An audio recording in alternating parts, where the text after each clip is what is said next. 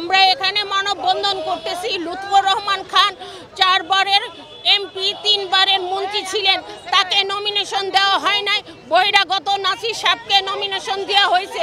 সুতরাং আমরা কেন্দ্রীয় কমিটি তারেক জিয়ার কাছে ব্যাকুল আবেদন করি, আমাদের মনোনয়নটা চেঞ্জ করে দেওয়া হোক।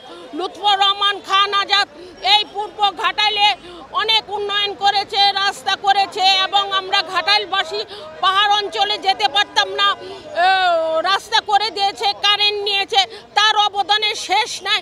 সে একটা সৎ মানুষ। আপনি তদন্ত করে দেখেন।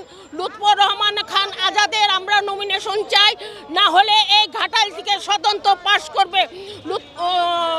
তারেক জিয়ার কাছে আমরা বলতে চাই, আমাদের এই ঘাটাইলের আসনটা অন্য লোকের হাতে দিবেন না। আমাদের চাওয়াটা হলো যে মনোনয়ন দেওয়া হয়েছে, ঘাটাইলের সর্বোচ্চ জনতা 70% জনতা এটা মানে না, জনতা এটা মানে না।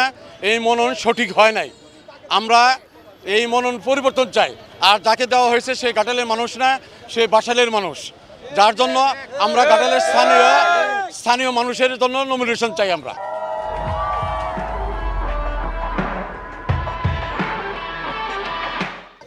আমরা দলীয়ভাবে আমরা জানি যে এখানে জনগণের মনের আশা এবং জনগণ যার দিকে আছে, আমাদের ভারপ্রাপ্ত চেয়ারম্যান সাহেব বলেছেন জনগণ যার দিকে আমি তাকেই মনোনয়ন দিব, কিন্তু সেই আশার প্রতিফলন হয় নাই, যার কারণে আমরা এই প্রতিবাদ করছি। আমাদের কর্মসূচি ঘাটাইলের জনগণ যেটা সিদ্ধান্ত নেবে আমরা সেটাই করব। আজকে আমরা মানববন্ধনে দাঁড়িয়েছি সারা ঘাটাইল উপজেলাবাসীর চাওয়া, কারণ লুৎফর রহমান খান আজাদ 4 বারের এমপি, 3 বারের মন্ত্রী। দীর্ঘদিন ধরে উনি 37টি বছর যাবৎ উনি ঘাটাইলের মানুষের সাথে আছেন, ঘাটাইলের মানুষের উপকার করেছেন। বিগত দিনে ফ্যাসিস্ট সরকারের আমলে 17টি বছর তিনি নেতৃত্ব দিয়েছেন এবং আমরা তার সাথে ছিলাম।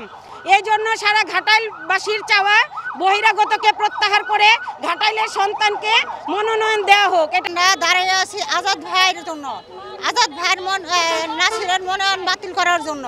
যদি নাসিরের মনোনয়ন বাতিল না করে তাহলে আমরা রাজপথেই থাকবো। আর আজাদ ভাই অনেক উন্নত করছে আমাদের ঘাটাইলের জন্য, তার জনগণ আছে, কিন্তু নাসিরের কোনো জনগণ নেই। আর তারেক রহমানকে অথবা কেউ নিয়ে দেখুক যে ঘাটাইলে জরিপ করে দেখুক যে আজাদের না নাসিরের কোনো লোকই নাই, আজাদেরই আছে। কিন্তু আমরা চাই আজাদ ভাই থাকলে ঘাটাইলের উন্নয়ন হবে।